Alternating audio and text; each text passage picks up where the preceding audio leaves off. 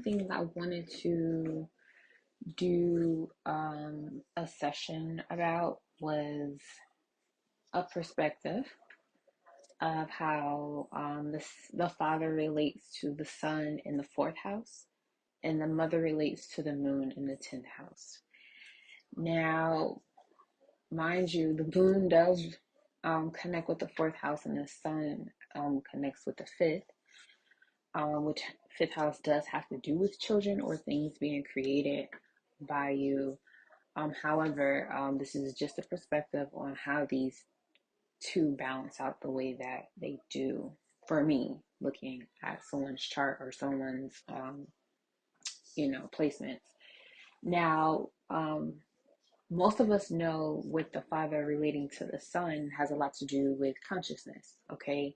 Now, the father who has the semen, the seed, the life force goes into the womb of the mother that has the eggs, which are like universes, like the universes where that light is going to enter, that life force will enter the womb and, manifest the child, you know. And with the father being the consciousness and the semen or the seed coming from that liquid of the spine, the chrism, the that's consciousness, that's light force, that's information that's being put into the womb, okay, the moon energy, right, the lunar energy. And with the father being connected to that consciousness, the sun, I also see it as relating to the fourth house because that seed is being planted somewhere in roots. You're being rooted, or their energy, their consciousness is being rooted into another being that is going to be carried by that moon, that lunar energy, because it's hidden. Even though you know it's there, it's still hidden. It's nothing you can really, tactile with until birth.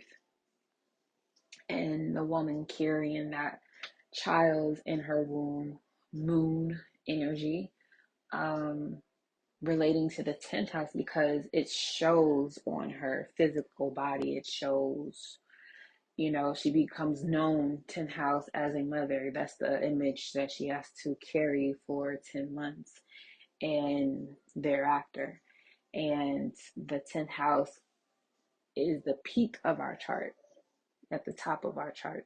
So this relates to Saturn, which controls the 3D, which is the physical reality, the dense reality, where things vibrate at a slower rate. So you're able to touch things physically and use your senses. Taurus, second house. So you can evaluate your worth. So with the mother being connected to a lunar energy, especially when it comes to bearing children, women have, when they're pregnant, or even before they become pregnant, they may have, if they're aware enough of their dreams, they can have some very weird dreams about animals, dreams about the child and what they may look like, or they may have sometimes dreams that may scare them if they're, nervous or have some type of fears about childbirth or being a mother overall, or what the future may hold as a parent. Those can come up. Okay, the mother goes through phases because once she is fertilized, she kind of doesn't have control over her body anymore. That control goes to, that infrastructure, 10th house, that's being built piece by piece, cell by cell, tissue by tissue in her womb. In that hidden space where all things grow, and that's exactly what we live in. We're in the womb. Okay, there's always a space within a space within a space. Okay, so with that being said, she has to wear that publicly, where a father doesn't have to wear publicly. He's becoming a father unless he tells that. And that's that fourth house, also moon energy, where and it's a water house, just like the eighth and the 12th house. So this is your childhood is not always easily seen by everyone. What you've endured in the past is not easily picked up by everyone. That requires a certain level of one, intimacy with that person, or for them to tell you those familial secrets, or unless you're inside the family, and even then there's still a limited amount of knowledge you can get from that person. Because if you have especially personal planets in the fourth house, that can basically have your family look at you a certain type of way, um, and treat you, and therefore treat you or give off a certain type of energy that can cause you to alter how you are around them, versus if that energy was not there or present. And it doesn't mean that they're good or bad, or you're good or bad. It just is what it is, energetically speaking. So off rip, when there is a child coming, only those who are intimately in tune with that man will know that they have a child coming without them even telling them.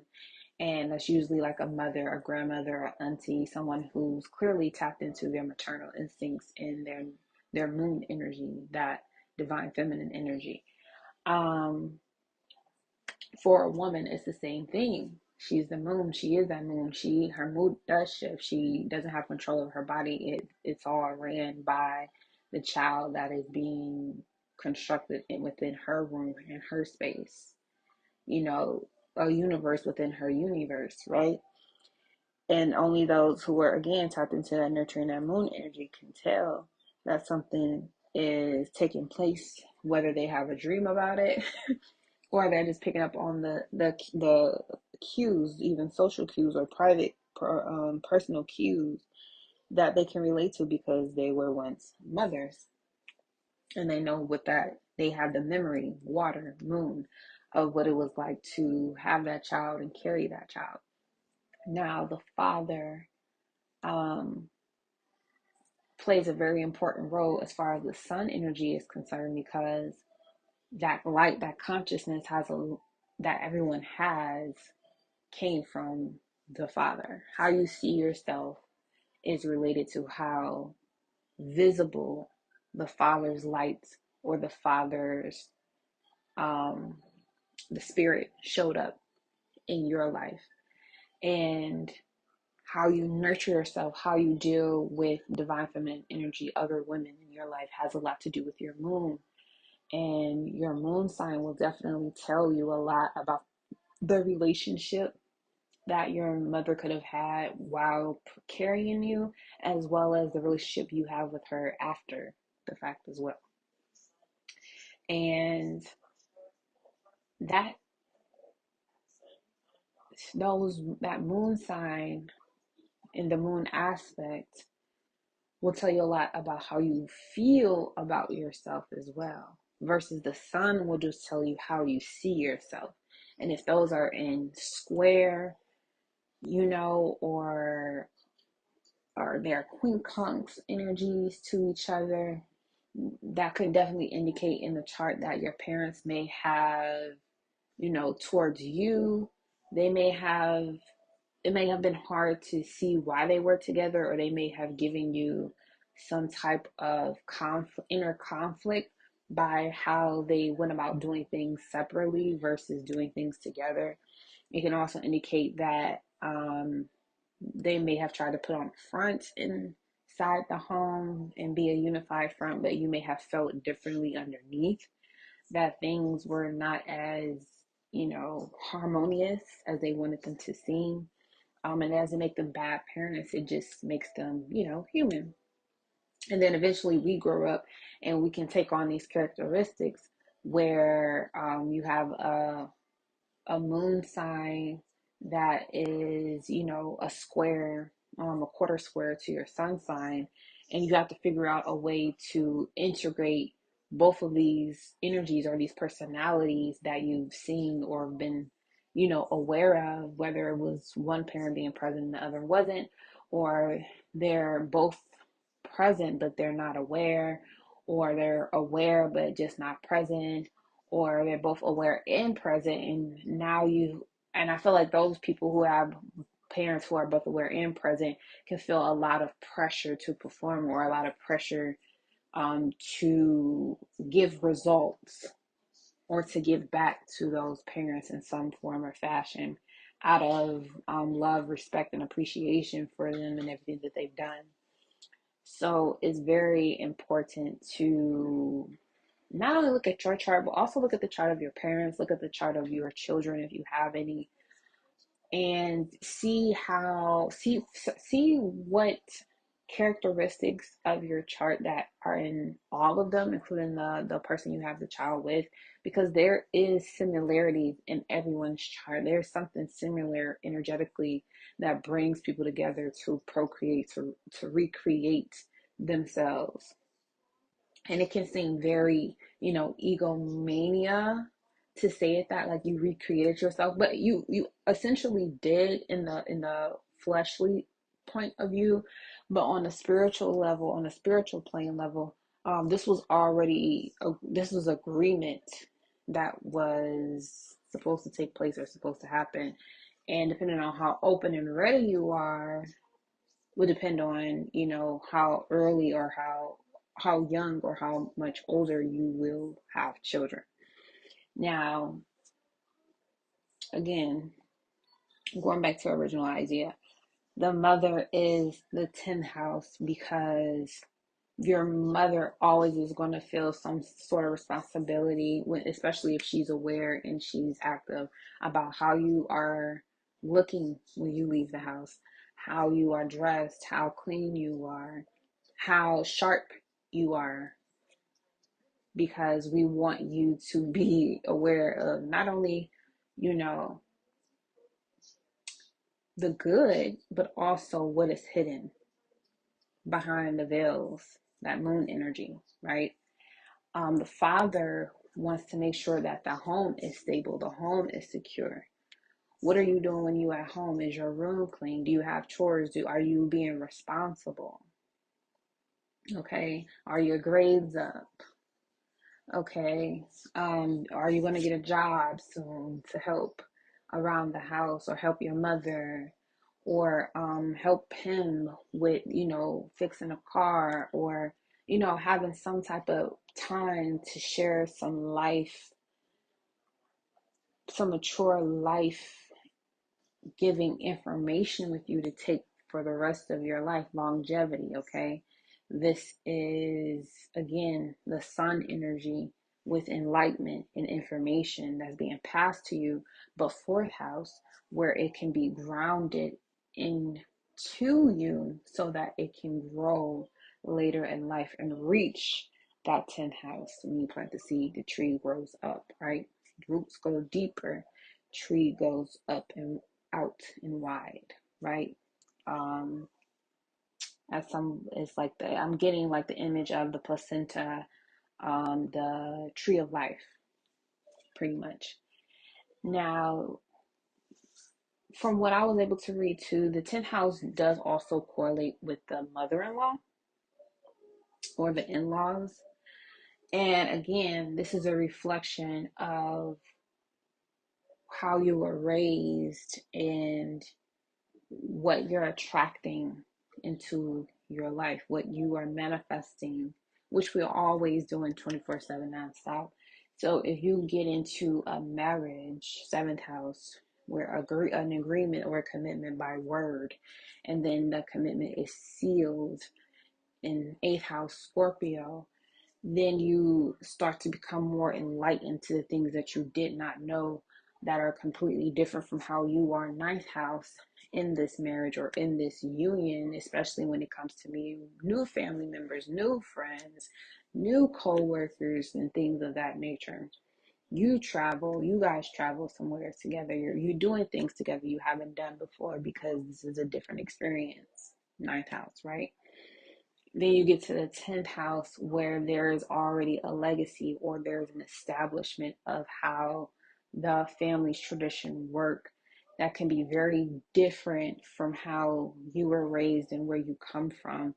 And that opposition can create some rifts if there is not a healthy balance between you and your partner and their ability to see beyond the physical and get back into their womb space, what connects them, what makes them feel nurtured and comfortable. Because when you put your partner in a situation with your in-laws and they're giving them a tradition that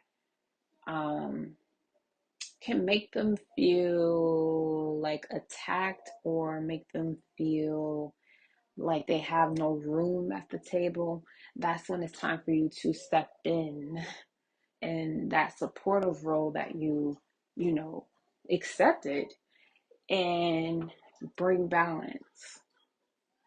The fourth and 10th house has to be balanced because you can't have a strong tradition on the outside and have a weak foundation on the inside. Excuse me, Leanna. So, and then when it comes to at home and you have children, or not even have children, but when it comes to your home space, this is very important as well, because when you are, in your singlehood, the first 6 houses are just focused on you. That's it. It's just you.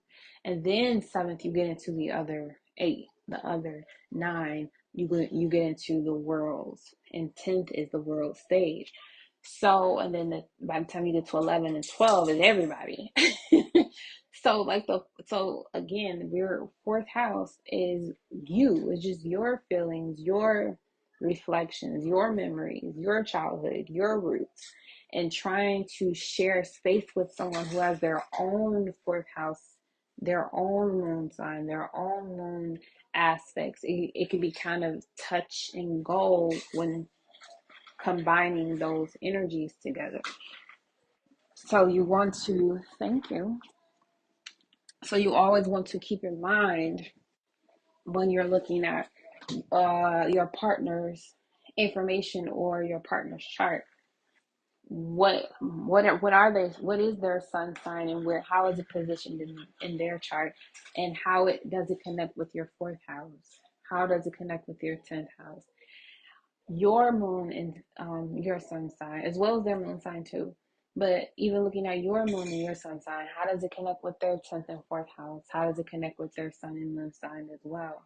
And it doesn't matter if you have squares, oppositions, or quincunxes, or even conjunctions, because even a conjunction, which are powerful energy, because it's like you're adding more fuel to the fire type shit.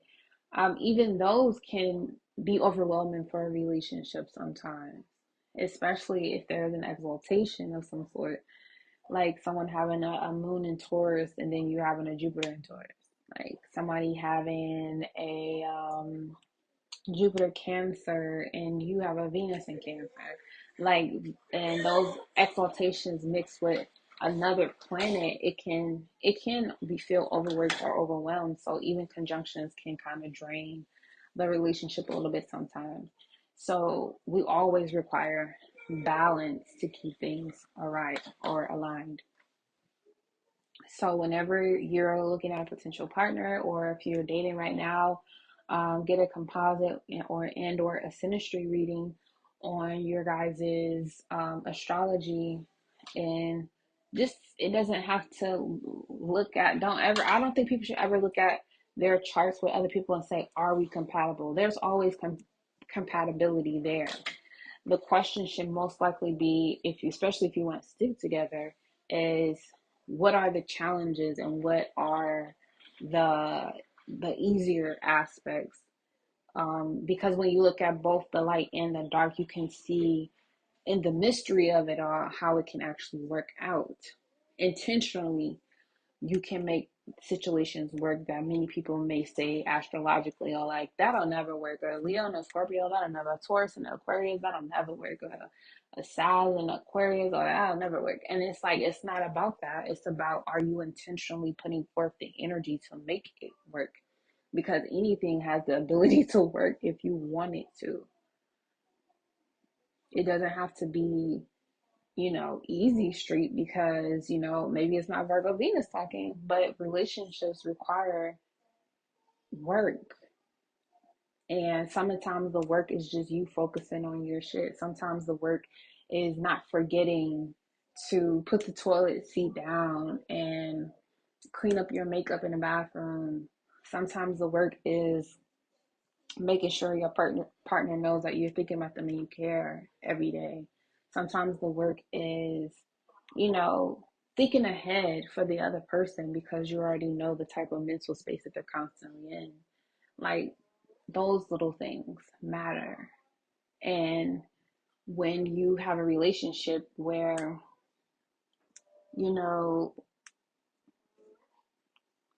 it matters to you, the outcome matters to you, how things flow matter to you, you will put more intention behind your actions. You will be more aware of the other than just yourself. And sometimes people get into relationships and they don't want to be aware of another person. They only want to be aware of themselves.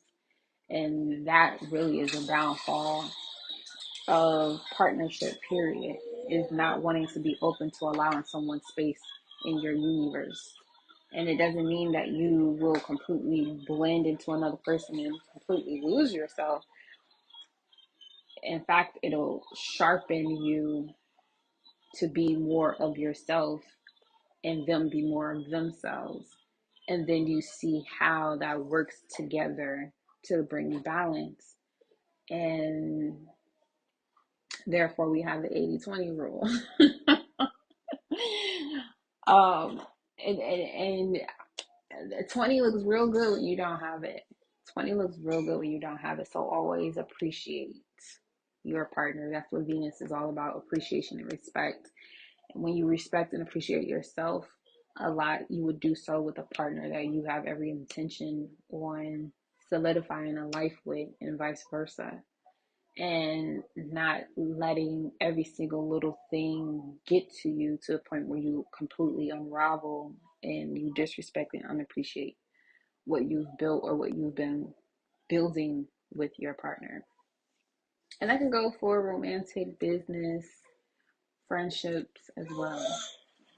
Okay, look at the sun sign, figure out how they see themselves. Look at the moon sign, figure out how they nurture themselves, and how those aspects in the 4th and 10th house, how they match yours.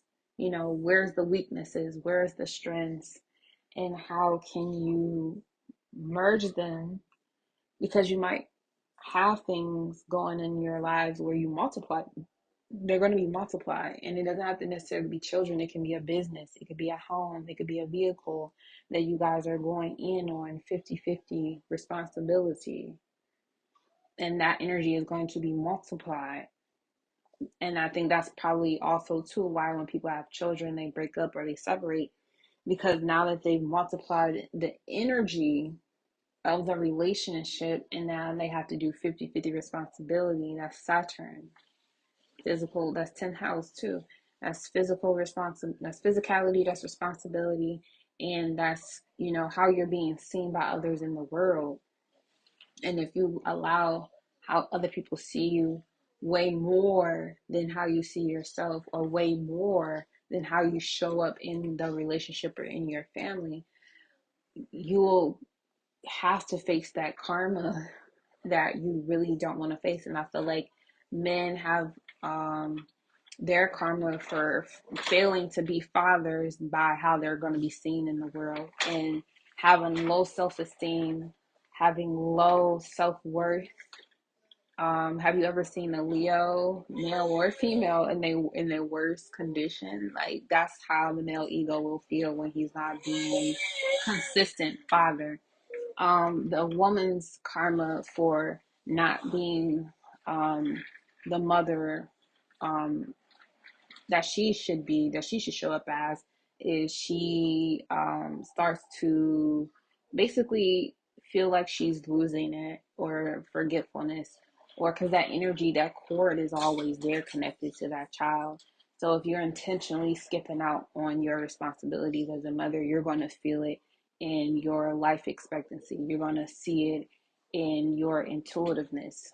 You're going to see it in your lack of wisdom that a lot of people will see in you. You'll see it in, that you're just going around being careless and making careless decisions. And that automatically is going to be karma for you, because all those leap decisions that you made trying to intentionally ditch responsibility is going to come back on you this lifetime or the next. And your children may have to carry that as well. So, and then for a man, that's that fourth house. A man that doesn't take care of his home is worse than a man without faith. Okay, 10th house, a lack of, nurturing or mothering. Your child is going to go into the world and can be a complete embarrassment for you. Or the opposite end is they go out into the world and they be the most creative, person and highly celebrated. And again, that karma comes back around and it's like, well, where's your mother in all of this? And you have to bear that burden. You have to carry that cross. So, yeah, that's kind of like where I'm going to leave it at for, the mother, the moon, the 10th house, and the father, the sun, in the fourth house. Peace.